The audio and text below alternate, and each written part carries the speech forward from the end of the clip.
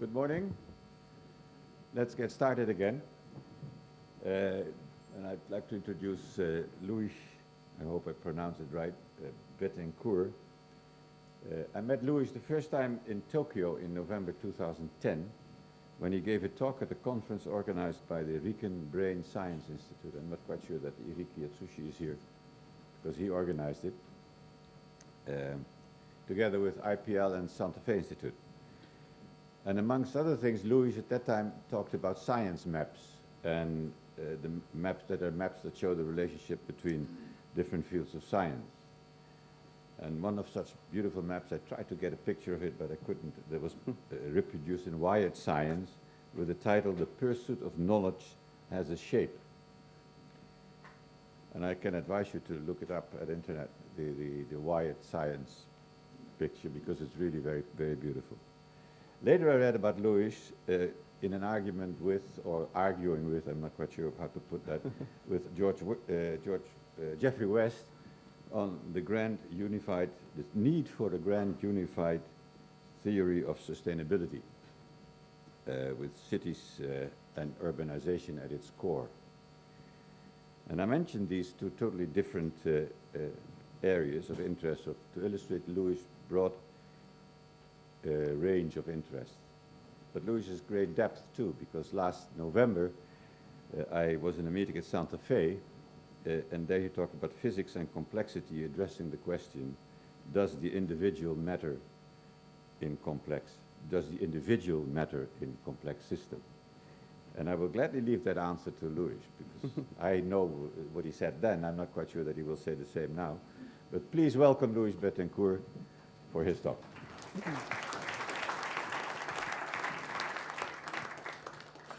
Thank you. Is it on? You can hear me? Good. So thank you, Jan, for the opportunity of being here above all, but also for the introduction. It's a great pleasure to be in Singapore. It's my first time to see, how such a wonderful mixture of people and ways of operating a city actually works. So this talk, let me just qualify a little bit more on how this talk came about, just to give you context. And so every 6 months we have Santa Fe Institute sort of wide meeting. And at those meetings, usually there's some theme that the chair of faculty picks. And this theme is reasonable, but sort of picked out of a bit of a hat. And it's very general. And so the idea then is that the speakers, usually in the faculty, have to sort of improvise on the theme. So this talk is a little bit, forgive me, musicians yesterday, they gave us such a wonderful concert. But it's a little bit in the same spirit that you're given a question. The question was, to me, does the individual matter in physics, though the idea is in complex systems. But the background to it really is that we do not have a unified way of looking at complex systems. And when you're coming from physics, in which many people, of course, in complex systems come from physics and try to use physical theory to describe complex systems, or when you're coming from biology or even the social sciences, you actually have a very different fundamental perspective on what the ingredients are, how they interact with each other, and what makes the system tick. And so today, with this question, what I really want to get to is how do these very different lines of thought, how can physics and biology both be right? So I think that after 2 days of very interesting conference, I hope you're stimulated, but you should also be very confused, because you've seen people talk about networks, about the brain, about the wonderful chemistry of the cell, about human societies and economic development, and you'll hear more of that this afternoon. But do we really have, if you understand any of these systems, suppose you did have a very good theory of them, so that it's actually quantitative and predictive, things like physicists like, perhaps, would you actually understand the others? And we tend to proceed by strict analogy, or close to strict analogy, by saying that, we've used this. Is an organism a city, or is a city an organism? Or is it an ecosystem? Or is the brain doing computation like a supercomputer? And we all know that all these analogies are flawed. There's something that we're missing, they're too shallow. So hopefully this talk will also give you a way of thinking about what it is that's common to complex systems, and perhaps what level of analogy you need to operate at in order to translate insights from one to the other, and hopefully even what a theory of complex systems might look like. So what I want to start is what I told you already, which is how can physics and biology be both right?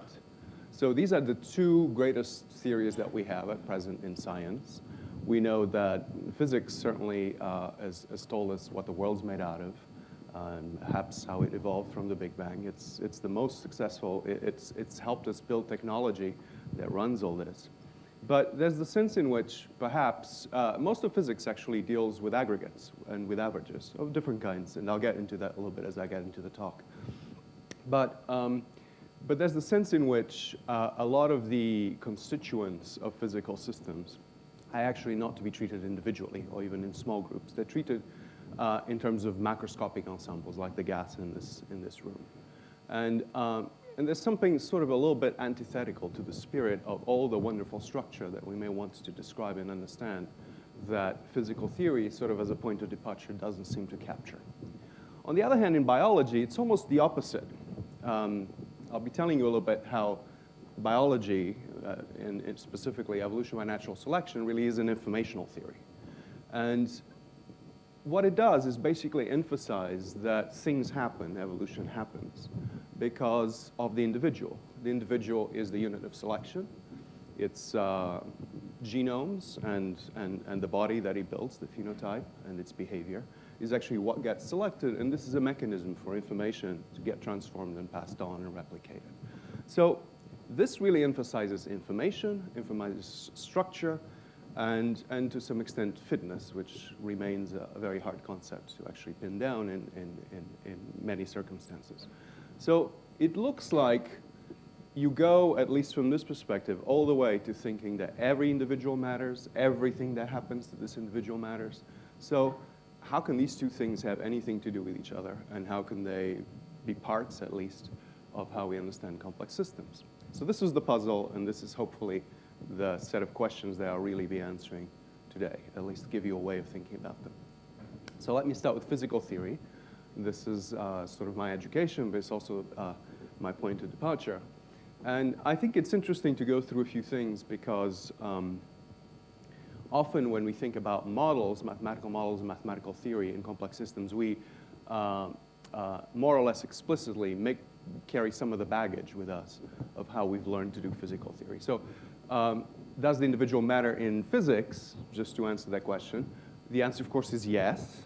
But I hope that this slide, as crass as it seems right now to you, actually will make sense by the end of the talk, and that there'll be some subtlety to it. So let me just go on and leave you with that question.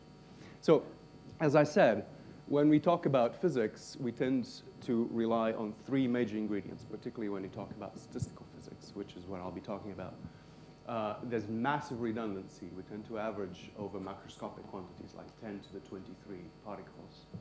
And we tend to understand the universe in terms of the same bricks, the same constituents, quarks, leptons, and the things that we know the world's made out of. And these things, what's special about them is that they're all the same. They're in different places, they interact in different ways, they can form different things, but they're all the same bricks, and there are only a handful of them. The other thing that's very interesting, and that's quite antithetical to complex systems, is that when we describe a physical system at a macroscopic level, we tend to rely on asking for it to be maximally disordered. This is usually asking for the state of maximal entropy, which is the way in which you usually do equilibrium statistical physics. And finally, and this is central to the ultimate discoveries of particle physics, but also in a lot of places where we have great theory in condensed matter and other applied systems and materials, we rely on the idea of symmetry. We want a theory that actually accounts for all the things that can be interchanged in no matter. That's sort of one way of trying to make theory, is to understand what are the things that matter, like energy, but then what are all the transformations in terms of the things that made up that system that you can do that allow us to write the same energy, and therefore by understanding those symmetries, we understand a lot about the system and what it's made out of. So when we look at complex systems, though, the words are completely different, right? They tend to be structure, function, information, perhaps. And so again, there seems to be a contradiction. So the question is, how do we solve this dilemma? And I'll start where Jeffrey started, because this is really, I guess, the beginning of physical theory, as we know it in modern times. So the way we understand, of course, gravity, which is the first, I guess, force that we understood well, was because there was a lot of data. That was sort of interesting that in the decades and perhaps century before that, and of course historically, there was a lot of data about the stars and the planets.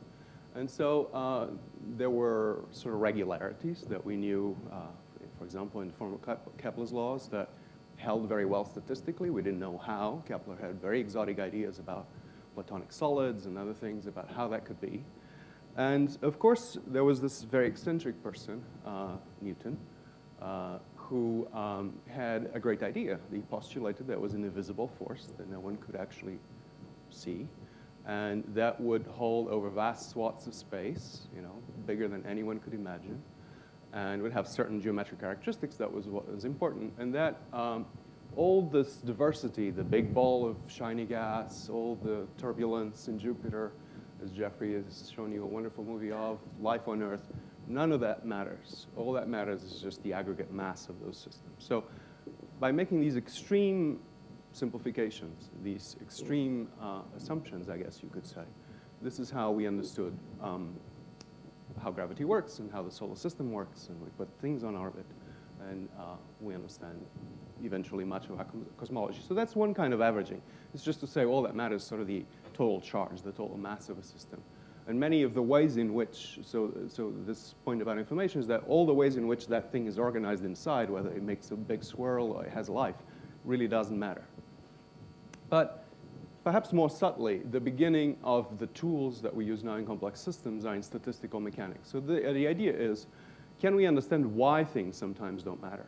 And how to go from the elementary particles, whatever they are, the things that are the fundamental degrees of freedom, the pieces, the individuals, if you will, and these macroscopic properties. And so this is sort of always the thought experiment that you learn in basic physics, and it's supposed to be a box of gas. A box of gas has particles in it. These particles are supposed to be identical, and they go around this box, they collide with the walls, and they collide with each other. And in doing this, of course, if you're probing the walls, you experience pressure, and you may know what the mass is inside, and by knowing these things, a miracle happens, right? The miracle of averaging. And this miracle is that you go from something that has 10 to the 23 individuals or something like that, which is, a liter of gas, and you end up being able to describe this and being able to operate on it and build engines and build things that change the world based on three quantities, basically. These quantities are just the volume, the number of things in it, or the mass, and the temperature, which is a measure of how much energy there is in there. And when you think about this, this is really quite extraordinary, that you could have this massive reduction in how you describe the system. And often, implicitly or explicitly, this is usually what we're looking for in systems biology or perhaps in neuroscience, when we look for dimensional reduction and ways to start to describe a system that has many parts, many interactions in terms of a smaller and smaller number of degrees of freedom. This seems to be a viable program in physics, but we have actually no idea how often this is viable, justifiable, a good thing to do in many other complex systems like living things, the brain, human societies, and other things. So this is obvious, this is physics 101, but it's still an extraordinary fact that you could understand a lot about the world by just knowing those few microscopic quantities.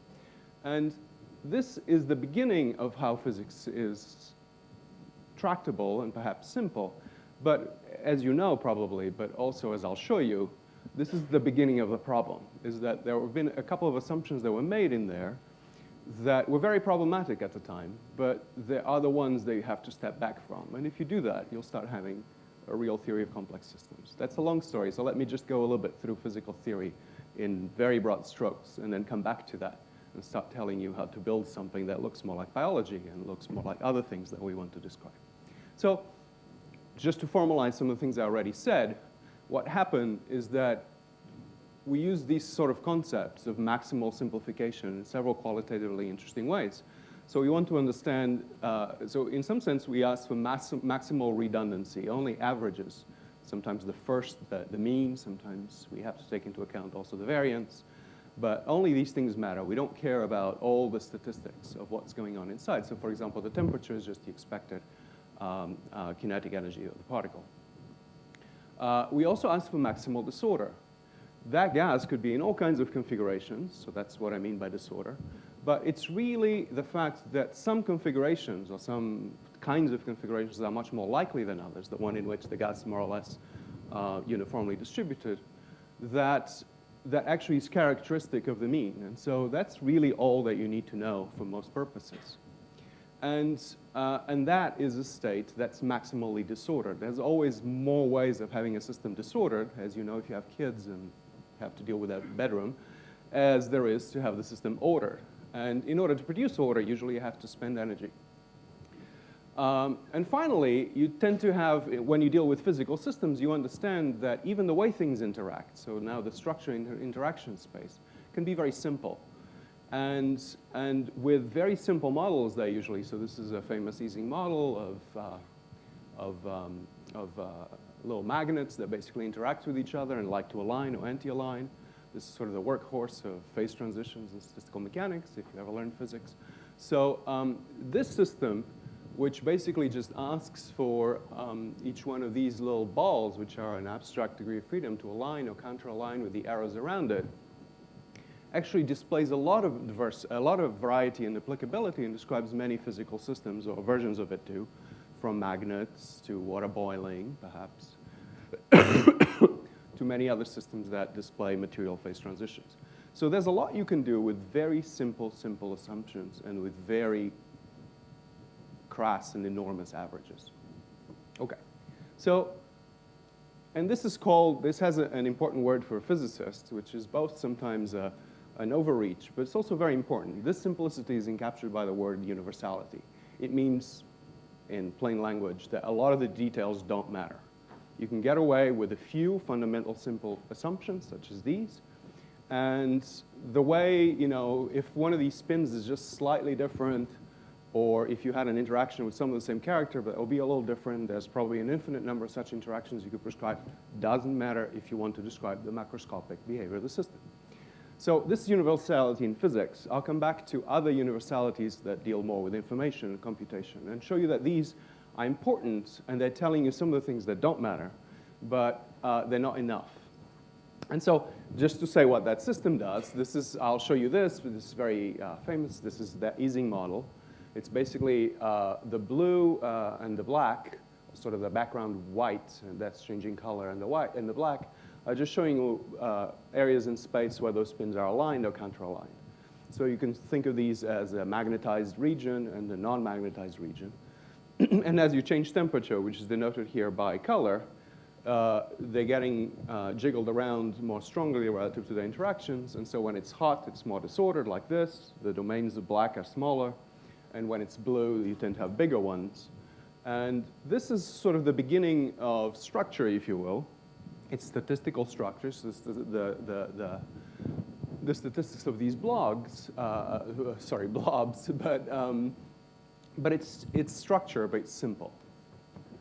And many people have used this, for example, for describing herding of wildebeests, or for describing stock market coordination, or for describing many other things that are beyond the realm of physics. But the question is, are the structures that you can encode in this sort of configuration enough to describe such systems? And the answer usually is obviously no. There's something missing. But I'll show you as well that if you step back from some of those assumptions, that system right there can describe anything. Okay? So hold that in mind and just think about what is it that I need to break in there in those assumptions so that I can describe something that's arbitrarily complicated. It's sort of an interesting thought experiment. This is true. It's called a Hopfield network. Okay, so let me continue on that. I'm giving you some clues about where I'm going just to keep you guessing a little bit, perhaps.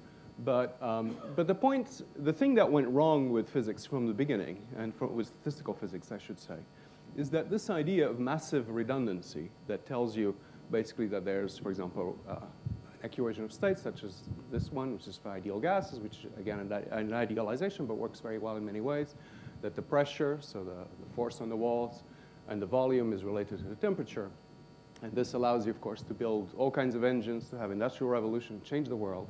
When people actually started looking at these machines, they realized that they were very, very, very inefficient, right? So James Watt made his name, and I'm not sure if it's fortune, because he actually made it slightly more efficient. But we're talking about efficiencies of about a few percent. You could change the world with that. Keep that in mind. There's just a little bit of change in the way you manipulate the system can really have huge implications about what you can do with it. But at the same time, this issue of efficiency was always bothersome. Why is it that we cannot achieve much higher efficiencies? What is it that we need to do? Is this in the assumptions of how we deal with the system? Is it to do with the system itself? Or is it to do with us? And this is actually very interesting. I'm sure social scientists will appreciate this because it's the beginning of where subjectivity enters physics, which is not supposed to, right, when you learn physics and engineering. But it does. Okay, so I'll just take you through the end of physics very quickly as to what you know all this. But it's important to keep in mind of how far we could have gone, we have gone with these ideas of redundancy, disorder, and symmetry. So this is used, of course, to understand the macroscopic world of particle physics. This is an early experiment on the bubble chamber. And this is basically the stuff that you see in atomic and subatomic particles. And the point is that although these patterns are actually very beautiful, they're also very predictable.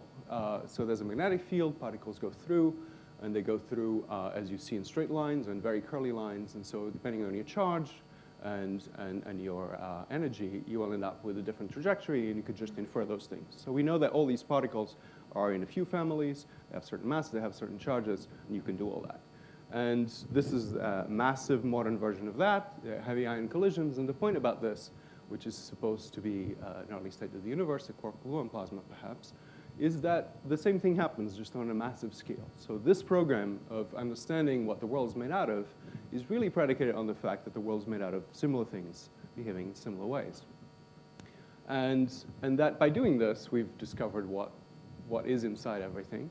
And I had to show this because, of course, Murray Gell-Mann, who's one of the founders of the Institute, as you've heard, is responsible for all the dark blue part of this is the standard model, the constituents of matter in the whole of the universe. And so the dark blue are quarks, and the G is the gluon, and so that he's responsible for almost half of the standard model. But the idea is that the world in the end is actually made out of a few things. These things are all the same, so there's massive redundancy. And you can deal with understanding much of what the world is in very simple terms, in terms of individuals. They're just all the same. And of course, we find this intensely creepy in society. So this is another clue that there's something wrong that's different when we start looking at human societies in biology. But in physics, we like it, okay? So again, is this wrong? Are physicists kind of, in this realm of people, or what is it that's wrong with this view of the world? And so the idea then is that when you start coming in the opposite direction, when you start making things up again, of course, there's this combinatorial possibility that many things can start to happen. The first place where you really see that is that when you combine quarks and protons and so forth, you end up with nuclear chemistry, and that gives you all the elements. That's limited, but already creates certain diversity. And of course, once you go into the realm of chemistry, you start having many more possibilities. And when you start combining the products of chemistry, you get even more and more things. But still, the program of physics is that you can do this wonderful thing. This is the whole history of the universe in simple terms. You can come from an era where everything is supposed to be made of the same things, not even quarks and gluons, but the same, perhaps, string excitations when it's very hot. You cool things down, just like opening that box and making it cooler and cooler. And as this happens, you create these aggregates that they're still all the same. They're basically nuclei and atoms. The zoo keeps increasing. But by the end of it, you start creating these very soft entities made out of mostly electromagnetism and gravity. And these things are the world that we have around us. And these things have built into them this combinatorial way that they can exist in many possibilities. And that the changes in energy that relate to those possibilities are pretty soft. And so this possibility of creating complicated things is appearing, but physics doesn't quite deal all the way with that. So here's another example of how we understand physics based on symmetry. It's just a crystal. It's another system, of course, we can understand perfectly because it's very regular. It's always the same idea. And of course, more subtly perhaps, we can understand many other structures even in complex systems. Like this is, of course, a mathematical tree, but it looks a little bit like a real tree. In terms of things that, again, are the same, now they have a certain compositional characteristics. So it's a bit more sophisticated in some sense. But these things repeat themselves and create structures that are very interesting and they might describe, for example, that. So the way people understand river basins is that that same structure repeats itself again and again and again on larger and larger scales. And if you ask for this sort of structure to minimize energy dissipation, you actually get a very good model of the Amazon. Pretty incredible. Same, very simple principle. And of course, Jeffrey and colleagues did this amazing work on trying to understand if, and propose and in fact explain why metabolism is related to this sort of structure and this is maximally efficient in the way organisms deal with energy. Okay, so that's physics. Okay, I know I give you a little bit too much physics, but I think the interesting part is that how much, that you could understand the whole universe, you can run machines, and all this relies on these very simple assumptions that you can deal with things on averages and assume a lot of ignorance and a lot of disorder. But all these things that we want to describe in complex systems seem to, again, to be in a different category. So what is missing? And so the first thing that's missing is that if you now think of other structures that start to become the products of chemistry, of course, and eventually of society, these structures are still, in some sense, all the same, but they're not, right? Because, for example, a DNA molecule, as you know, DNA is information. The point is that it's not all the same.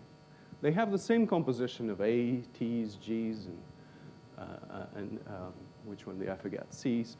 But basically, the fact that that configuration is subtly different matters a whole lot.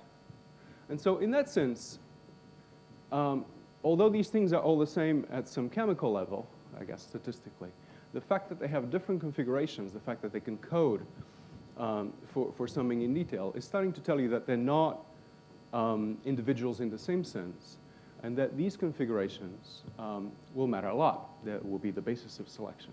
So that's really the difference, is that what you're dealing with it now is actually something that is information. It's not just matter and energy that you want to understand in terms of their averages and their maximal disorder. You actually will have to end up caring about what these sequences mean.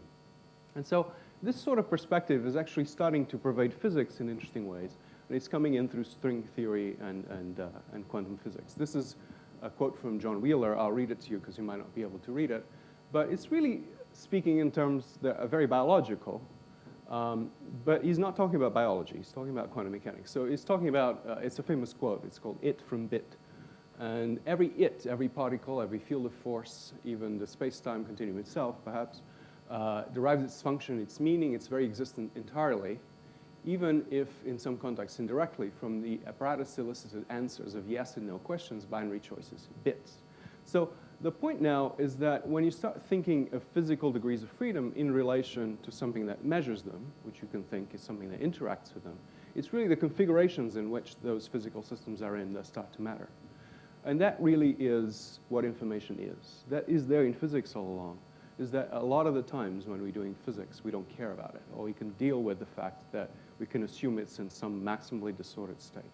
But if you start to care about complex systems and what they are and what to do with them, this matters a lot.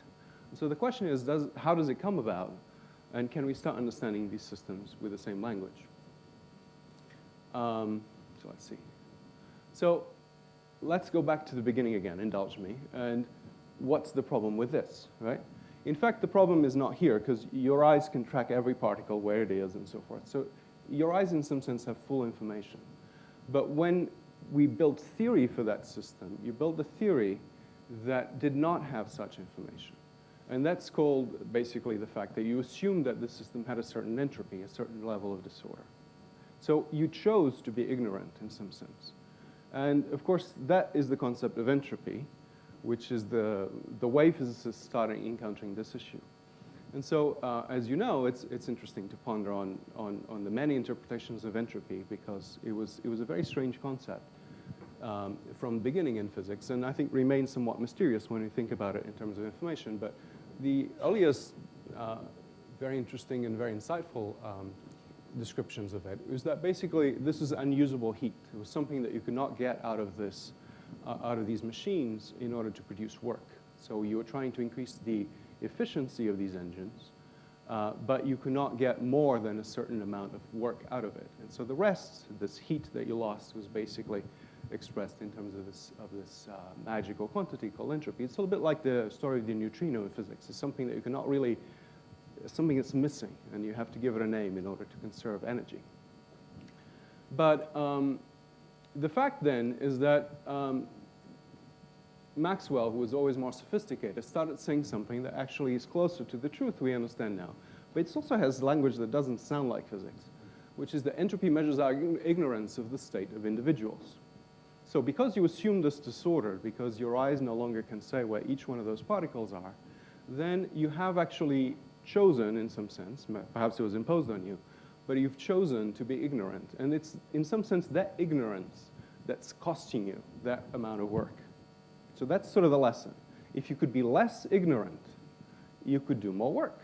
And that's really an interesting insight. Okay? So, and this idea, of course, the ultimate one in physics, that entropy is disorder, is the same idea from Maxwell, but actually Gibbs and Boltzmann put numbers to it, gave us a way of calculating it. So here's the thought experiment that you always still taught, but it's always taught as a paradox. But I want to take it then a bit further into the structure of complex systems. So this is called Maxwell's demons. It was one of the ways in which Maxwell, that I introduced before, was that gentleman over there, one of the great theoretical physicists of all time, and one of his greatness is trying to deal with this problem, among other things like electromagnetism. But here's the problem. So it has that box of gas again, and he just divided the world of particles into two types, reds and blues. And blues, I guess, are supposed to be colder, and red are supposed to be hotter. So they just travel faster. But the idea is that somebody called a demon, he actually didn't call him a demon, but that's how it became known later because it posed a paradox, and it seemed perverse. That demon basically chooses which particles are hot and which particles are cold, because it knows that, and divides them into one half of the box and the other half of the box. So if you have that knowledge, you can produce a configuration like this. So you can trade knowledge for actually work. Now you have a temperature gradient, and you can extract work from it. And that means you actually can run that engine at greater efficiency. You can extract a little bit more work out of it. So the answer, the rationale for this is that more power, you got more power, more stuff that you can do with it for equal resources in some sense. You just had to have this information. So there are very material advantages, not just fanciful advantages, to knowing more. And those advantages allow you to do more things with energy and matter. And of course, this is really what complex systems do. They have, as I'll be telling you, complex systems are ways in which several natural systems and artificial systems built by us are able to actually learn about the world in certain ways and use that knowledge, that information, the words are a little slippery, in order to do something that's better and to be more efficient and to grow the economy and to grow more matter and so forth. So let me take you now through that. So one of the lessons for this, and the reason why, for example, nanotech is so interesting, is that if you could know more about the world of materials, the physical world, not just operate at the macroscopic scale, which is where these heat engines used to operate, then you actually have to know more. And by knowing more, you can build machines that are much more efficient. So for example, we already do this with transistors. We've been basically making them smaller and smaller and smaller so that the energy per operation is actually much smaller. So that is the efficiency of already chips in your computer. But that's just one very simple process by which you can go down that line. There are many other ways, and we know, of course, bacteria and other cells do it, but we don't know exactly how because we don't have that knowledge. Okay. So before I go into that and start talking about that in a way that's more unified, there's another universality that's very important.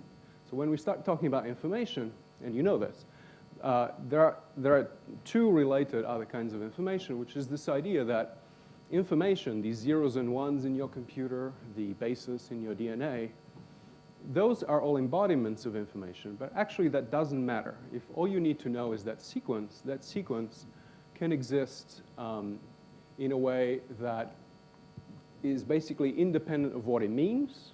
It's just, that's basically Shannon's communication theory, or information theory, it's known modernly. So it's the idea that if you know something about what information you have in the beginning, what you have at the end, something about the channel in between, then you can actually transmit this information in a way that's statistically predictable by knowing just a few general things about the system. You don't have to know its details.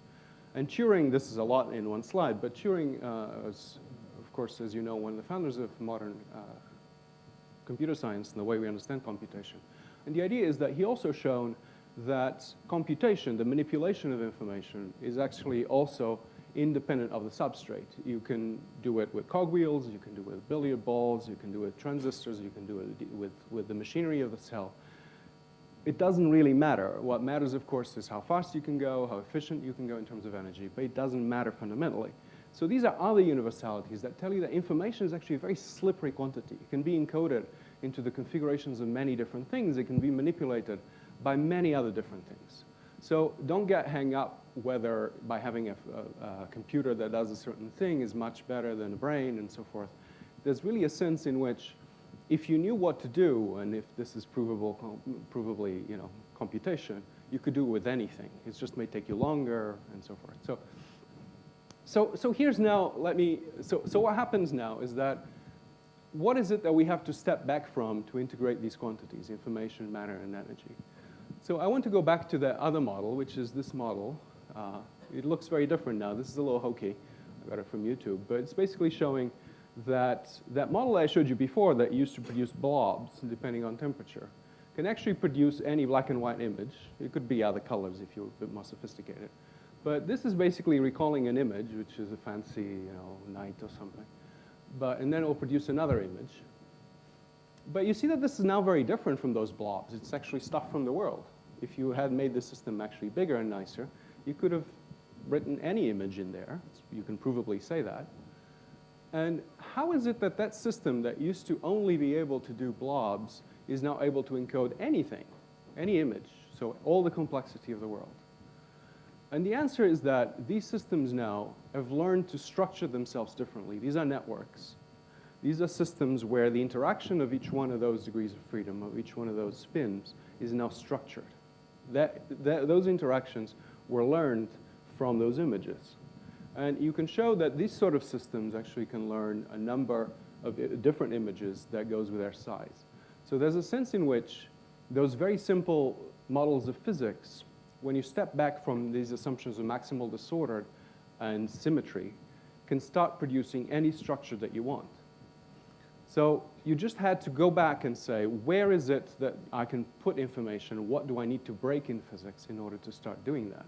And so if I can start doing this now systematically, I have a system that can encode information and has a trade-off of matter and energy, and that can keep going. So each individual now matters. Each interaction in this system is a little bit different from each other one and reflects the statistics of these images.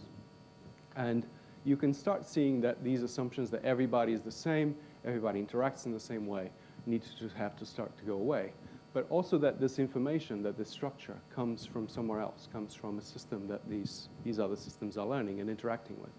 So in some sense now, if I can make sense of all this big mess of physics, computer science, and so forth, in order to describe a system, you need these, essentially, describe and operate a system, you need these three quantities. Physics, in some sense, has been very successful at telling us about the world of matter and energy under the assumption that you go to a corner of information and say, information is really very simple. Everything tends to be maximally disordered or be in some other configuration that we already know. We're going to assume that. But in fact, and of course Einstein famously proved that matter and energy are ultimately equivalent in some sense. But this is actually insufficient to describe the world as a whole, and it's insufficient in particular to describe complex systems. The other things we've learned is that in some sense, information, though it's agnostic of its substrate, is always physical. It's always in a hard drive, in a genome, in your brain. So this is called Landauer's principle. And it tells you basically that information and matter are intimately connected. They're not one-to-one, but they are related. You cannot have disembodied information. That's very important. And the other part is that there's a cost and there's a benefit to information. This is the stuff of thermodynamics, but it's also the stuff of modern computations. Try to understand what is the trade-off between the energy that you spend in order to record information and to access that information. And so a theory of complex, and finally, of course, there's a theory of information itself that's interesting, but also doesn't give you the answer of how that interacts with matter and energy. So in some sense, if you want to have a theory of complex systems, it needs to integrate this interaction between matter, energy, and information. That's really what we're looking for. So to finish my talk in the last 10 minutes or so that I have, I just want to take you a little bit through, in some sense, what evolution by natural selection is doing in this context, what the brain might be doing, what human societies might be doing, and then finish there. And then hopefully we'll have a long discussion. So the properties of information, before I go on, just so that we're more or less clear on that. These are still things that people are trying to understand to some extent. But we know from thermodynamics, as I showed you, that information creation in general, there are some caveats to some of these, but requires energy. In order to order your kid's room, you've got to spend some energy doing it. And this is generally true. Information is also physical. This is this idea that exists always in some physical substrate. What that physical substrate doesn't matter so much, but it matters that it exists in some form. It's accessible to some other system in some other form. But you cannot have information out of matter and energy. As that is, it's also independent of substrate, and that's important to take into consideration. So this is in some sense why you can hope to have artificial intelligence. Intelligence is probably not to do with the goo of the brain. It's something it's doing in the sense of how it produces a loop between information that it captures, predictions that it generates, and how that interacts with the environment and so forth. I'll say more about that in a second. The thing that's very interesting is that, at least macroscopically, information is not a conserved quantity. Sandra said a little bit about this. But this is very important in economics. It's the idea that once you produce the knowledge of how to make a widget, lots of people can use that information. Once you know how to run a city, lots of other cities can use that information. In general, by looking up that information and accessing it and implementing it, you don't destroy it. Which is not true when you deal with matter and energy. If you access that, you spend it. So information is special in that sense, and that's basically the sticky part that allows you to accumulate structure, is the fact that you can remember something, you can do something with that to access information, you can remember something else, and keep on recombining that information, creating something that gets more and more complex.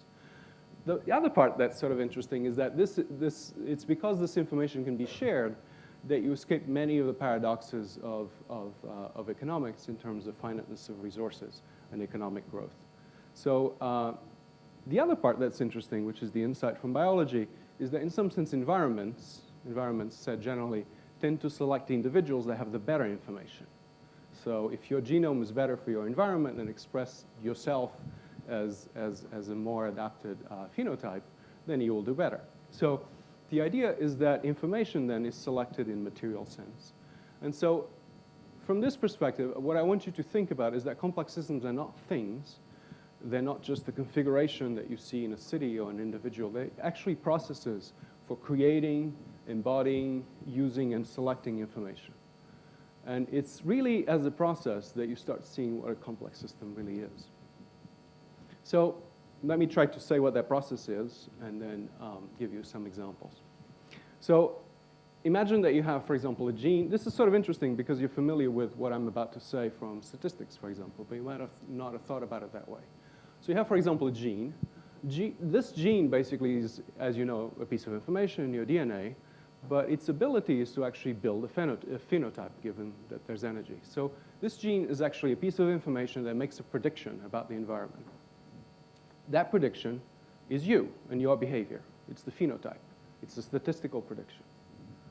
And it's a material prediction. You are going to interact with the environment, and then you are going to perhaps acquire resources, have kids maybe, and then by that interaction and your success as a prediction as to how well you do in that system, you will then propagate information or not. So there's basically a step of selection.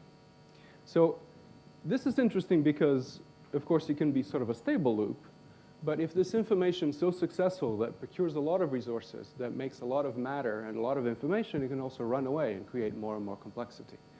So this also happens with the brain. The brain, interestingly, what's special about the brain is that, yes, it's very good at recognizing complicated situations, but above all, it's a theory. It's a way of understanding the world. It's a model. It's a model of your body first, but then it's a model of what the world looks like. And that's what allows you to do better. And if your brain is very good and if it's learned well, it will allow you to also do well and keep on doing this. I'll say more about that in a second. So in some sense, at least the informational part of this is something you're very familiar with. It's basically Bayesian estimation. So you can see it this way. The information, the gene, if you wish, the update on the information is basically given in terms of the body it's created and its behavior, the phenotype, and the environment that that body interacted in. And that equation, that update, is basically saying that that body is a prediction. So this is basically the model that you implement. If you're familiar with Bayesian statistics and estimation, it makes sense. Otherwise, it may not make sense. Built on your previous information in the environment, given what previous information you had. So this basically gives you a scheme to just iterate yourself away. The interesting part that we don't know how to do very well in statistics is that this allows the information itself, the representation, to grow and to be embodied in many different ways. But essentially, this is what it's doing. It's basically doing a test of remembering, predicting, selecting, and keep on going. Okay, so here's biology. These are basically bacterial clones, I believe. And now these individuals are not. I mean, they're individuals in the sense that they're biological things, but they're basically, because they're clones, they have lots of the same information. So a lot of what's happening here is that although these individuals are in different, these cells are in different places, they're actually expressing the same information. So in that sense, they're not really individuals because they don't learn. They're individuals at some level, but they're not full-blown individuals. They don't have a lot of information. They're very redundant, just like very much in physics. In the brain, the thing that's very interesting is that the brain as a model of the world, and particularly the human brain, is actually endogenized a lot of this process. When you think about it, the thing certainly that we can do, we don't know if animals can do this, maybe they can do at some limited level, is that in biology, this selection effect, the selection step, is not done by the organism. It's done externally to the organism. So the process of evolution is not something that's contained in the biological entity. It's something that's a property of the biological entity as the expression of information plus the environment. That's what allows that cycle to go. But in the human brain, that's also true. Your behavior is tested in the world. But the human brain is able to endogenize some of this. You can think about whether it would be a good idea to have fish for lunch, and then you can decide whether that is good or not. And this allows you actually a tremendous power to endogenize that selection and think ahead. So we've had a project at Los Alamos before I moved to SFI called Synthetic Cognition. And this is a very applied project that explored an idea that we heard about yesterday, which is we have computers now the size of the brain. We had a very large computer at Los Alamos. We still do, but it's not as large as it used to be in relative terms. And so the idea is if you only knew what these systems look like, could you build one? And so we tried, of course, and we've made a lot of progress, but of course we didn't do it, otherwise you would have heard about it. But the idea is that the essence of these models are that these models are models of the world. And this already happens at the visual system level. So you have visual imagination. You can do the experiment right now. You can imagine what you're going to have for lunch. Okay, so imagine that scene. We can all do it, easy. But you have absolutely no right to do that from a mathematical point of view if you think about it, in the following sense. I only told you that you're going to have lunch. I didn't tell you where, I didn't tell you when, I didn't tell you what might be for lunch. You had to put in, if you imagine a visual scene, all those details, and you had to structure them so that they made sense. There's a lot of information in that image that I have not given you. Where did that come from? So that came from the system, just like that Hopfield network that was structuring itself to find those images. A lot of what you remembered and a lot of what you've experienced before got encoded in a way that can be triggered by a part of that information and create a scene. So that's how a brain or a genome is a model for the world. Given some clues about it, it can produce behavior, it can produce predictions. They are fully consistent, and that's what allows you to do selection. So It's really this process of generating behavior, generating predictions, modeling the world, that is creating the extraordinary properties of what complex systems are. So, and it's also this selection of information that is producing individuals, in the sense that each one of these entities will have a different experience, will have a different selection procedure, and it will therefore not be a clone, not be an average like in physics. Okay, so obviously individuals, because though they have the same genomes, famous photographs, they're all like so. And this is the idea that if you learn, if you have a different experience, you already see from their faces, that's why it's such a wonderful, they have a very different outlook in life, right? So these people will have a different life. But they're identical twins, but they're definitely individuals in that sense. And so one thing, just as I should have said, Zhengping Ji, he's here, he worked in the Brain Project. They'll be talking tomorrow about some of that work, I think. And tomorrow we'll also have a workshop on cities. Cities, of course, as you might imagine, are incredibly complicated things. How might we understand them? There are many ways in which, by looking at data, we've been understanding them. But in the great scheme of things, in the spirit of this talk, what is it that a large city is actually doing? When you look at that, that's New York, of course, you know, there's a lot of matter and energy, no doubt, but there's a lot of unusual configurations, right? There's a lot of structure there that's very interesting. So the way increasingly we understand cities is, you know, so one of the questions is, are these individuals or not, is that these systems really are creating a lot of the information that pervades human societies. And it's really in, again, the flows of energy and resources that come to the city and how they're distributed through these roads and so forth, and how they come to it in the first place through the urban system. And how what these cities do, which is mostly to deal with information, new algorithms to access new energy all over the urban system, that you can start understanding the real function of these systems. So if you think about it, cities are not there because they mine or because they grow vegetables, though that's nice to have organic vegetables there. They're there because they're doing something fundamentally different. They're finding ways in which all that labor and all that energy can be used better all over the world. And so it's not just that they do, but they do that in very indirect ways, of course, in human societies, but they do a lot of that. If you think about what made agriculture productive, what made manufacturing go a certain way, a lot of this was invented in large cities and then, of course, became something that invaded the rest of the world. So we'll talk more about that tomorrow, so that's an advertisement for tomorrow. But it's really a fundamental way, and it has been a challenge for us to understand how the informational part of this process actually exists in the space and in the energetics of the city. So those are sort of the questions. So finally, I just want to leave you with a picture and with a quote, which I think tries to unify these perspectives. It's very early days in complex systems, of course. We've seen this through this talk. We're dealing with very many different systems.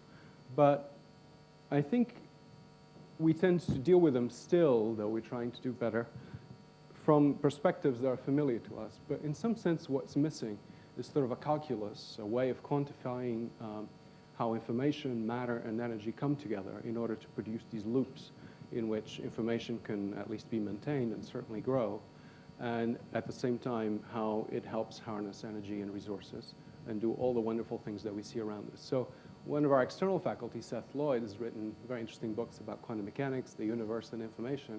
And so I like this quote. It says, the more energy, the faster the bits flip. So energy has a lot to do with how fast you can do things. Earth, fire, and water, in the end, are all made of energy. Everything's made out of energy and matter, which is energy, as you know from Einstein. But the different forms that they take are determined by information. So that's really the stuff, the way the world is not degenerate, why it's not a goo, why it's not just, you know, some gray soup, is because it takes structure. And this structure interacts in interesting ways with matter and energy. To do anything requires energy. That's fundamental. It's the beginning.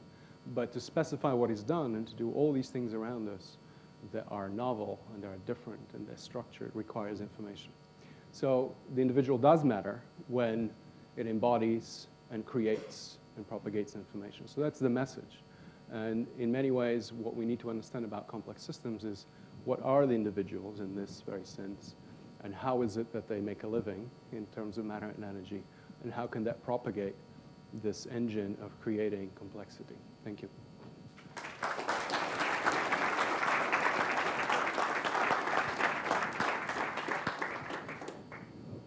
Thank you. That leaves the floor open to questions, which I'm quite sure there's a lot. George over there had one.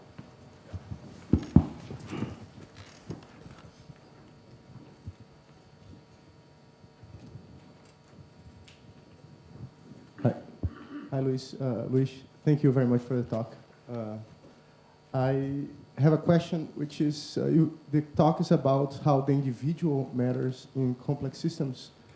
You cite the example of the Hopfield network and how that matters, the individual matters there. Mm-hmm. And I do agree with you, and another example would be perhaps in a gene, if you change one base pair, it might completely change the structure of a protein, for example, in some cases. But at the same time, complex systems seem to be highly robust to the removal of individuals, for example. In our brains, cells are dying all the time, neurons are dying all the time. In cities, people die and they are born, and the whole thing is in constant flow. In ant colonies, for example, if you remove individuals, the entire system, the function of the system is not really affected. So my question is, how would you reconcile these 2 points of view, that the individual matters, and it does, but at the same time that the functioning of the entire system seems to be quite independent of each individual person? Okay, so I think that's what I was trying to say, but I'll say it again, which is that if an individual is redundant, okay, an individual, so unfortunately all these words, I had to use them very loosely and cover a lot of territory, I guess by choice, but if an individual is redundant in terms of information, has the same information as other parts in the system, then it's not really an individual. And it can die. That information is carried by others, by other parts of the system, by other structures. This is what you're referring to. So what I was trying to emphasize, and I know that the word's been used in different ways throughout the talk, is that in some sense the individual needs to contain unique information. That's what defines its individuality. And in that sense, that individual really matters, because if you lose that individual, you've lost something.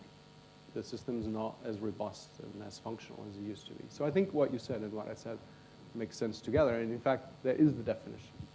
Mm-hmm.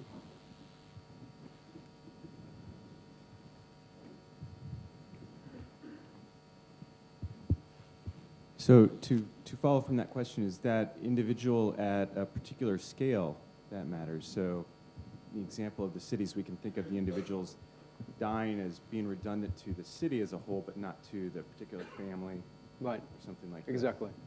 So that's true. So information is always relative to something, right? That's something maybe I didn't emphasize enough. So an individual, I don't know, somebody with the same profession, many other thousands of people, suppose that they do exactly the same thing, is from the point of view of the city and the employer, perhaps fairly redundant. But from the point of view of the family, if it's the father or the mother, it's a unique position. So yes, it depends on the role of that entity in a context. So the information really is always specified in terms of that environment. So it's relative to it. So that's very important. With information, the word, of course, I used it fairly loosely and I cover a lot of territory. But it's very important to realize that information is always a relative quantity. When you look at a string of zeros and ones, okay, you may know that that's probably something that has to do with computers. But if you didn't know that, it doesn't make any sense. You have to be able to interpret it and use it for something. So this goes for anything. So basically, it's only if you can interpret it that is information to you. Otherwise, so information is always a relative quantity. I like to think that if you're a physicist, you know that measuring entropy per se is usually something that you can measure in different ways. For example, by slicing the system finely, you can have more entropy or less entropy. But the change in entropy, that's really what information is. That differential is what really matters. And that's a very important thing to remember. It's not really the configuration of something that matters. It's really, I wanted to say this maybe more clearly, so I'll just take the opportunity. It's how that changes. It's the change in configuration. So we really don't have in science, I would argue this, I think it's true, we don't have any theory of things. We don't have a theory of the way things look like. of configurations. This is something that often in biology and the social sciences we tend to want to describe how something looks, why it has that structure. All the theories of physics and evolution by natural selection, and increasingly, I think, interesting theories of cognition, for example, they're not theories of that. They're theories of the processes by which those systems change. And for example, in physics, often you find a fixed point of that change. That is a crystal or something simple. But it's really how systems change, the fact that you have an energy gradient or something will roll down it, or the fact that you have information between two systems that you can actually infer the state of the previous one. It's that change for which we have theory, and I think it's that change for which we'll have a theory of complex systems. We don't know why a tiger looks exactly the way it is, but we can say that under certain environments probably will evolve in a certain direction, and that may give it certain characteristics. But there's massive redundancy in that too. That's what's interesting, or at least ambiguity. It's really a theory of change that I expect we'll have in complex systems. Sorry, that probably confused you even more. But I think that that's an important distinction. Mm-hmm. Two questions at the same time. You were first. Is it on? Okay. So when you use information, you use it as though it's value neutral. So no, yeah. So I actually I want you to elaborate more on that. So is there better information or worse information, and how subjectivity play a role?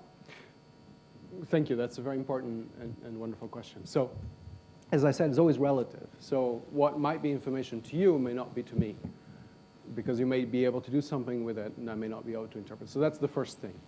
But the whole point is that I think when you read Shannon back in his foundational papers, this idea of universality in information transmission, which is what he was trying to describe. How is it that a channel may transmit information? What do I need to know in order to know the efficiency of that channel? And later on, how do you apply that, for example, to estimation of states? He made a very explicit choice that stays with us, and stays particularly people who use information theory till today, which is that I don't care what that information is, what it's used for. I just care about its statistical structure. What I was trying to convey to you today is that information in complex systems matters because first it's embodied, but then it procures something to the system because it always costs you.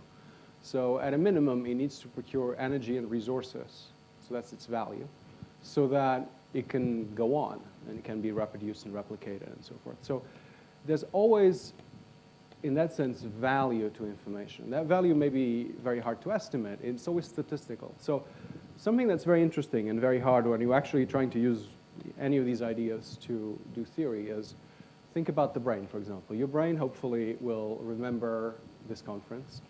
But why should it remember this conference? Is it going to be useful to you or not? Well, hopefully you don't know. You hope it is. But it's making an estimation of things that you should remember, you shouldn't remember, and in remembering, it's using energy. So every complex system needs to make this sort of calculus, which is a probabilistic calculus as to where to invest energy in order to remember, in the expectation that that information will be useful, so it has value. So we don't know how to do that calculus yet, almost for anything. And I think that that's the crux of having actually good theories of any specific complex systems, is try to understand and quantify what the value of information is for that complex system, which is exactly the question. So information, I think, in this context, what's interesting is that if you just stayed with information theory, you didn't have to worry about the value of information. But that's not enough to describe complex systems. You need to know what it might get you. Thank you. Yeah, I'd like to just offer some remarks, and maybe you can tell me what you think of it. The first of all relates to the idea of universality in physics. Basically, a lot of theories that are very powerful are very universal. But the problem with universal theories is always that basically the value of a theory depends on how easily it can be falsified.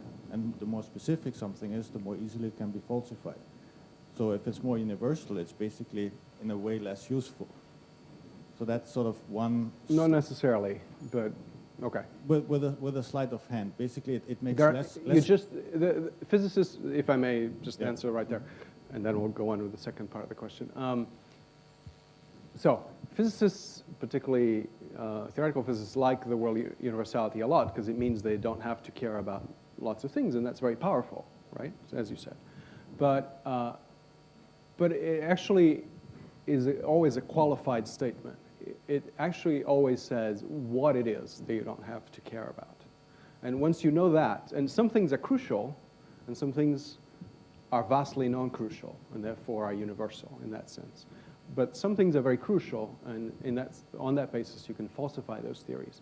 But it's very important to know, look, when we're looking at any complex system, that is a fundamental question. What is it that, when you look at the brain, could you get the brain by replicating it, by doing as well as you can with biology, as Henry Markram, somebody mentioned that yesterday, is trying to do, and others, and we attempted to do at Los Alamos?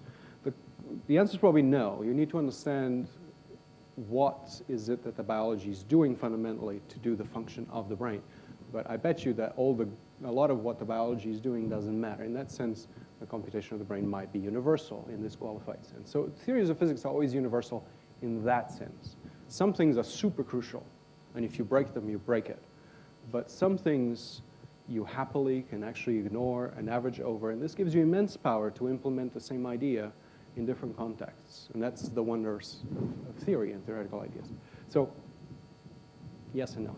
Let me rephrase it then, to maybe mean it in a slightly different way. The theory becomes universal by ignoring certain types of information. And so if my conjecture that I want to make here is that what makes the system complex and interesting is that there is this information that usually is ignored that becomes interesting. So in a way, I'd like your opinion on the idea that the more complex and the more interesting a system, the less universal a theory about it can be. So this is what I was trying, I mean, we don't know the ultimate answer, so credit to your question. It's an interesting question. But I think that the answer is something like this. Could be wrong. What is happening is not that you need to know every detail. Otherwise, it's like the famous map of everything, right? You explain something by creating its replica. It's not an explanation. It's just a replica. It's not useful. The point is that some things matter more than others to explain certain things. Now, this sounds very subjective, but actually this is the way you describe the solar system. You ignore certain things in order, if you want to describe the orbit of the planets, it turns out it doesn't really matter. So that's the point, that what I think we will find in complex systems is that some things really matter to understand how the system evolves and works and so forth. And I think the general ingredients are the things that I talked about today. I know it was sort of a lot from different perspectives, but in some sense, it's really the interplay between information and structure as it relates to the material world, how that material world gets embodied and interacts with the environment, how that loops. But in that, there's tremendous universality in the sense that you introduced. You could have something that, might have an artificial being that's going through the same process as a biological being. We don't have that yet. But so the point is that if you do that same process, and this is the point why different complex systems may actually look the same from this perspective. When you're looking at what the brain is doing, it's essentially augmenting something that already exists in biological evolution, but it's very slow. It's this idea that if you can encode information about the world, the environment in which you live, you can live longer and prosper, so to speak. So, but you can do this much faster by completely different means. I mean, it's still biological, but it's a very different means. So the idea is that there's tremendous universality in the encoding of information, in the expression of information, in the uses of matter and energy. But fundamentally, the way these processes need to work together and what they do is essentially the same. And the role of theory is really to explore that universality, those extreme symmetries, but try to find exactly where they are and exactly where they're not, where the theory becomes falsifiable. So I sympathize with your question, but I think that the art of creating explanations of the world and creating theories is to really understand what matters and what doesn't matter, in what sense a theory is universal, in which sense it's totally brittle. Okay. All right. So part two of the question is actually a little bit related in the sense that if you have a complex system, as you said very nicely, it actually isn't a thing, it's a process. And what's interesting about it is a process. Now, we have actually the same thing about individuals per se also. If you have a biological individual, for instance, you could say that the individual is encoded in the DNA, but biologically that's not true. The individual has a lot more bits of information as an organism than what is encoded in the DNA. Exactly. So the DNA basically is a recipe of how to cobble together an individual, including information from the environment, along the way. That's the equation I wrote. And was yes, and so at the end you get the individual as a process. But that relates once again to the what I suspect is there's some kind of fundamental unknowability about what that complex system is going to do. Yes, there are many things that are completely particular and accidental of the relationships of that information, even if you knew it, with the environment, even if you knew it. And that's true. And so I think I think this maybe is the nature of your question. That will always be very hard to explain and have theory for. But the fact that certain things need to happen in order for this process to go on, the fact that the information needs to be physically, encoded in some substrate, that it needs to make a prediction in order to go on, that prediction has to be a form of interaction with the environment, and that it must be a selection procedure, or whatever you want to call it, in order to say if that was a good or bad prediction, and that this is often in terms of the value of information. All those things, I think, are common to many complex systems and can be embodied and encoded in a gazillion different ways. That's what's so interesting to me. But the detailed ways by which you get a tiger or you get you with your personal history and experience, to know that, you'd have to know everything that happened to you. And that, I don't think, is something that is the subject of theory in the usual sense. But it's something that you may want to know. And the question then is, if you wanted to know that, what is it that you would have to know? And you'd have to know a lot, I think. So that wouldn't be universal. I agree with you. But I don't think that is what's interesting for theory. But that's a judgment of value there to some extent. And when you look at theory anywhere, it has sort of this character. It asks for what are the general processes that are invariant over a large swath of phenomena. So that's in the sense that I was talking before. Thank you. Louis, thank you so much for that fascinating presentation. I was struck by your response to the question on information. And I'm wondering, even if we agree on what constitutes information, it's still not going to be uniformly or universally distributed. And I'm just curious what your thoughts are on the consequences of asymmetries in information. Can you be a little bit more specific about what you mean by asymmetries? For example, in economics, you mean something. Is that what you mean? I'm thinking particularly about the asymmetric information in economics, so where you have consequences of moral hazard or adverse selection occurring. Does that mean that the complex system's role is to try and unearth those things, or is there some other role that a complex system as a process can play? Well, if that asymmetry makes you, more successful in whatever way it is, then you will try to have it, right? So there's a sense in which that may be good for you, and that's what I was trying to argue is the basis of selection, and maybe the basis for the process of acquiring and using information. So I think that that's true. I think that because information is so useful, and because it's useful usually only once you express it, so information in your brain, I don't know what you're thinking, but by asking a question, I have some idea. So, and you can only transmit your ideas by writing them down or telling people. So it really needs to be embodied in behavior in some form. So there's the sense in which information, once expressed, can be acquired by others, and if it's useful, it will be acquired by others. So there's a sense in which you can create asymmetries, but there's also a sense in which, when useful, the value of information tends to spread very quickly. And because it's sort of curious when you think about it from physics, we're used to signals that decay with distance, that exist in matter and radiation. But with information, because you create these substrates that are kind of quite stable, information has actually in some way the sense that it lives forever, right? At least unless something catastrophic happens. So if it's useful, it gets recorded and it lives for a long time. So, so there's a sense in which it's available because it's useful, and we create lots of structures like writing and the internet and many libraries in order to have that information available.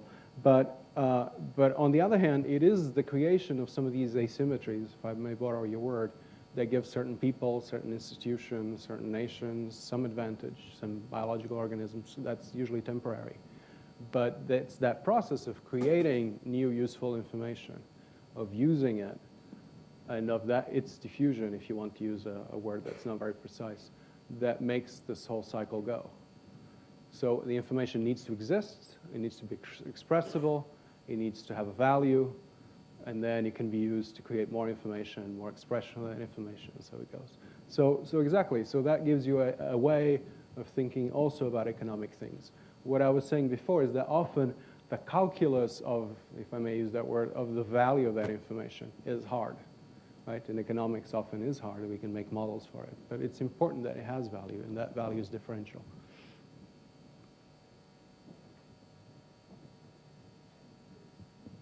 There's one there. Hello, yes. Thank you very much for this talk. I'm a physicist myself, and I'm very proud to be a physicist after this talk.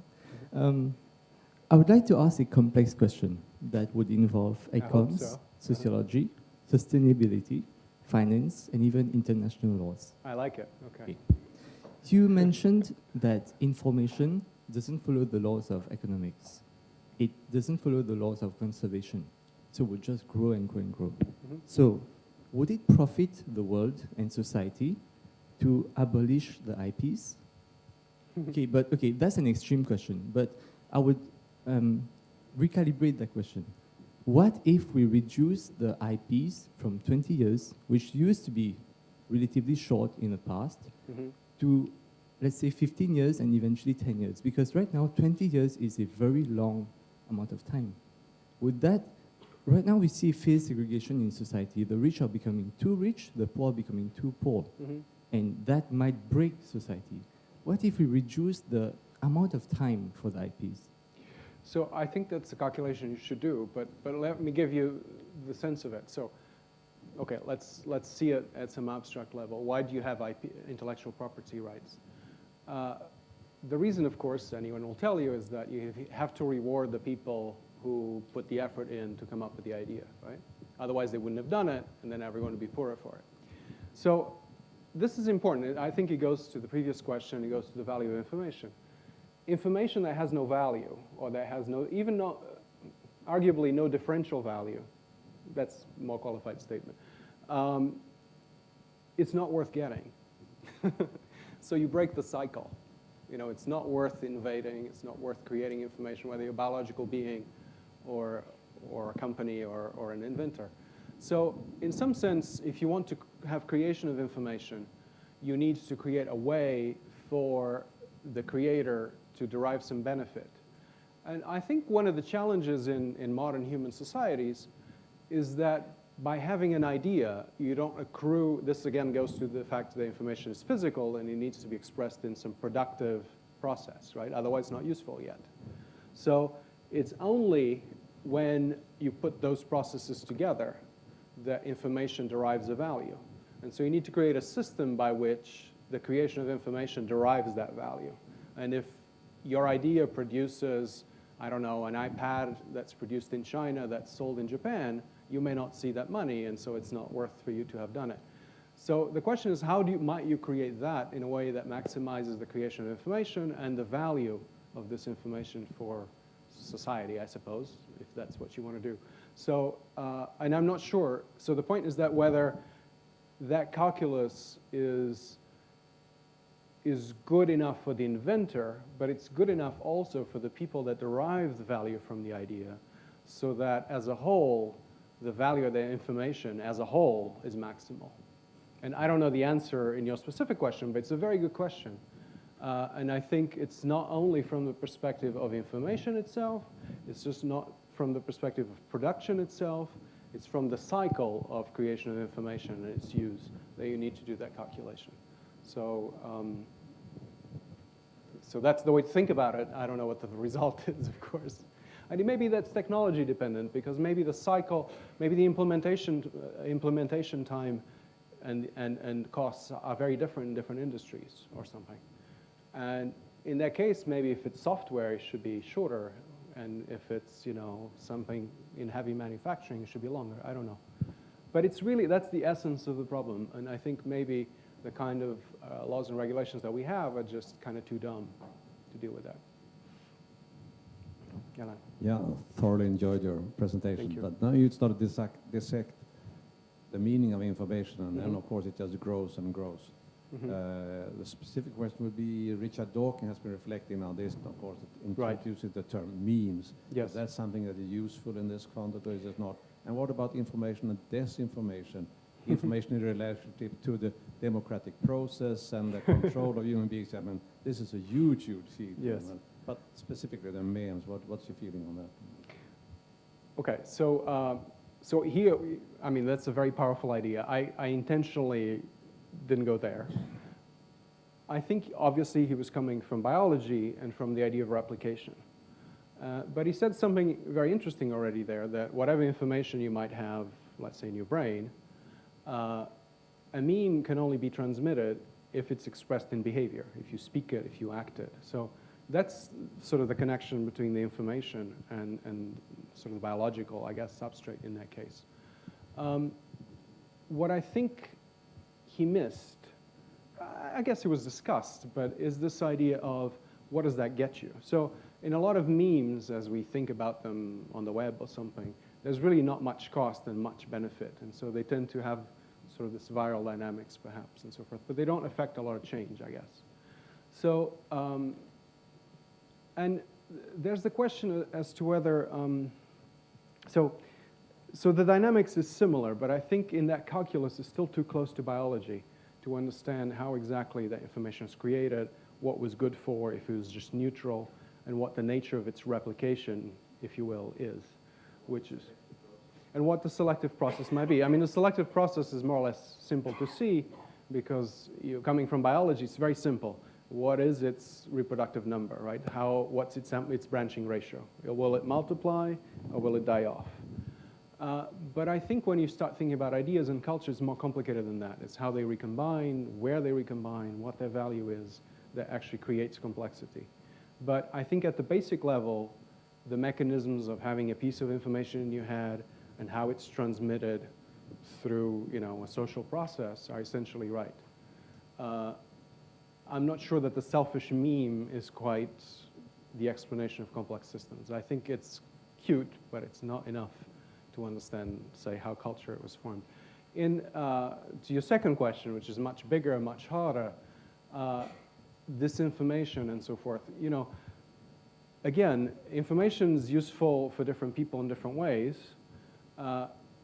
But interestingly, I think at the level of abstraction that we live our lives today and our societies exist in the sense that most of us here, we deal with information, but we're not dealing with its consequences directly. And often our ideas take decades, or depends, to express themselves in any value, and most of them might never have any value in any material sense. So it's really a sort of a probabilistic calculus that we're all doing, that sometimes some information matters a lot. And I think this opens up the window for disinformation or for the creation of irrelevant information, because it's very hard to know what matters. And what matters is subjective. But, and you know, because of our biology, some things we're just drawn to if something creates an emergency or a situation. A lot of politics has always relied on that. But that gets us into slightly more complicated issues. But you can sort of see them in this light, that they might have had biological value and that we still have the soft spots for certain things. But whether they have actual value and whether we can think about that, I think Sid was talking yesterday about how we integrate information, and if I can put it in these words, he was saying that education is very important. But education is really a way of building a very strong prior, if you want, something in your head that allows you to interpret the world and see the world and imagine the world in ways that are better. And I think some of the questions you're bringing up have to do with that, is if I give you a piece of information and you think it's junk, what are you going to do with that? And if you have a better prior, if you have better education, I suppose, you might be able to make a better judgment. But anyway, so sorry, that was a long-winded answer. But Luis, thanks an awful lot for what is indeed a very stimulating talk. thank you so I much. have I don't know whether it's a question, but I have an issue to some extent with one aspect of it. Okay. I very much subscribe to your definition, which you haven't said in exactly the same words, but I think that's what you want to go at, that complex systems is actually difference creation. And that a lot of what information is all about is difference creation. Now, the one difficulty I have with that is your role of the individual. Mm-hmm. Because I think that is extremely Western cultural centered. And that came out in one of the questions that was asked a moment ago behind. There are clearly societies where that is not tied to the individual, where this is simply a question that something in some interaction actually comes up, is a novel thing, then gets accepted. And so, although I agree with you that the individual matters when it embodies and creates information, I would still argue that that is more about the information creation than about the individual, in a sense. Okay. Is that, I mean, Yeah, obviously it depends what we yeah. mean by a bunch of those words, but Yeah. but let me say it then in my words. Yeah, Hopefully we'll that's- make some that's sense in exactly between. what I was hoping. Well, I think you said it yourself that, well, creating a difference, depends what this difference is a difference of, okay? But let's just say you acquire a new way of farming or a new way of doing something that might be better. That was done certainly by some individual or small group of individuals, and then it might become common knowledge and so forth. But there's the sense in which, and I think goes to George's question, and it goes also to some of the other questions. So the information needs to exist at least in the brains of one person, since we're talking about people. But it's typically useful for many people. And it's really the interplay between the information and its material and energetic use, if you wish, that's important, ultimately. It's not just the information. It's not just about the material use. It's about the cycle by which these things come together. So in that sense, for many forms of production, which I think is what you're referring to from your talk and background, you see this widespread use of the same information, what looks like everyone knows the same thing, and degeneracy and everything is run together. But I think that reflects not so much the process of creation, as you said, but the process of what was created already and sort of as the stock of knowledge, and its relationship to some, I guess, useful or satisfying value of that information. So I don't think we disagree fundamentally. No. I think that these things go together and they have interesting dichotomies as to how information is created, it's transmitted, and it's used. And in order to understand culture, for example, which you need to understand several of these things, not just one of them. But I think emphasizing that a culture is communal and everyone knows the same thing and that's the way it is a result for a static system, which may be true over maybe a slow system, or maybe, but there's in some sense a process that's going on that I think it's similar to many of the things I talked about more abstractly, that just happens at a scale that involves some of these processes where the individual does matter, but over a longer time scale. So I think we agree in any case. It's just a matter of emphasizing and using the words. That No, we don't I think you're right. Right. Why I like what you just said is for me to actually understand what sort of the most important elements are in what you were presenting. Right. And I was focusing in first instance on this individual, and I think Right. now we're much better. And in some sense, once knowledge is, knowledge, information, the words are slippery, is really important, for example, for production of something, agriculture, then you tend to see it that it becomes, either because it needs to be used by each person, everyone needs to know the same thing, or if it's very valuable, we create all these mechanisms to make it hyper-redundant, so that you create many libraries and you put it in many web pages, and so that if anything happens, it's still there. So those are for slightly different reasons, but there's a sense in which it becomes quite degenerate. But that escapes a little bit the logic of why it was created and how it's used, which is also important. Okay. There is time for one further question. There's one here, I think. Okay. Yeah, picking up on some of these themes from the way social scientists have looked at a lot of these questions have been looking particularly at what you might call a subset of memes, which is looking at norms. What are accepted standards of behavior? How do they spread? And in especially looking at international spreads of norms, there's a whole literature that looks at what is the existing ecosystem of norms, how does this new idea interact with those ideas. So I think it picks up on a lot of what you were just saying. But there's one specific piece that comes up over and over again in the literature, which is the importance of what's called a norm entrepreneur, that there's a driving force out essentially selling this standard. Right. And I'm wondering, in the kind of work that you've been doing, how would you think about that, and why would it be that you would have a need to have a norm entrepreneur to have these things spread? So a norm entrepreneur, is that the word? Entrepreneur. I expect that it's the person that creates, or that creates the novelty. Is that? It can be. Or there has can been define literature that role. on the United States as a norm entrepreneur in setting certain standards for the international Right, system. right. Individual NGOs, they can be any kind of actor. I see. So, I mean, I think it speaks to the same process as I think you were saying, that I was trying to describe in fairly abstract terms. I think some of these things speak to how some of these norms are created in the first place, and some of them create to what are the sort of advantages of having this knowledge shared, and which have to do more with the value of that information or that structure, right? So, so often there's value in having systems that are that can talk to each other, so that they can share information, share other things. And I think the role of that exchange must be played again by somebody. And in some sense, it's an innovation for the system that doesn't have it. Whether it's useful or not, then it becomes a question. So, so I think human societies, of course, are very complex in that, again, the calculus of that value and who gets the value and who should produce the information. I think some of these questions are often hard to quantify. But I think the mechanism is the same. So it's just the words tend to be very different in different disciplines. But maybe we should talk over coffee, because I'm not sure I completely understood your question.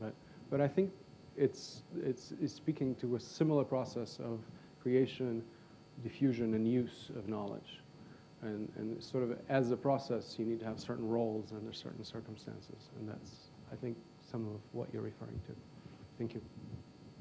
Well, thank you, Louis. You actually gave a nice clue to the next step, which is coffee. Okay. Well, as I said, thank you. As we do this, Oh, yes. we give you, as they The say mystery now, box. a small token Yes. of appreciation. Thank you. Thank you you very again. much.